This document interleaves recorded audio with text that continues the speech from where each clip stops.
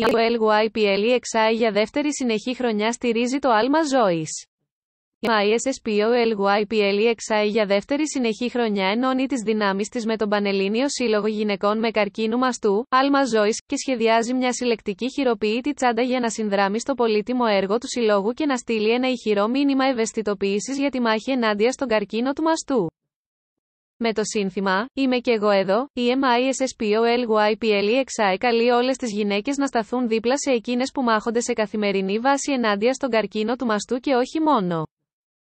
Στόχος της είναι επίσης να βοηθήσει τον Σύλλογο στο να προάγει τη συνεχή ενημέρωση του κοινού για τη ζωτική σημασίας, έγκαιρη διάγνωση και πρόληψη. Έτσι με κάθε αγορά της συλλεκτικής τσάντας MISSPOLYPLEXI η LMA, 50% της αξίας της θα δωρίζεται στο άλμα ζωής. Η ποιητή αυτή τσάντα έχει σχεδιαστεί αποκλειστικά από τη δημιουργό του μπραντ, Βασιλική Θεοδόρου, μια γυναίκα πολύ ευαισθητοποιημένη σε θέματα υγείας που αφορούν τις γυναίκες και διατίθεται σε ένα υπέροχο ροζ χρώμα με πολύχρωμες διακριτικές πινελιές που ολοκληρώνουν το υπέροχο design. Το ροζ χρώμα της τσάντας πλαισιώνει η μεταλλική διπλή πίνκα η Rainbow αλυσίδα για μπορεί να φορεθεί τόσο στον ώμο, όσο και χιαστεί για μεγαλύτερη άνεση και ευκολία.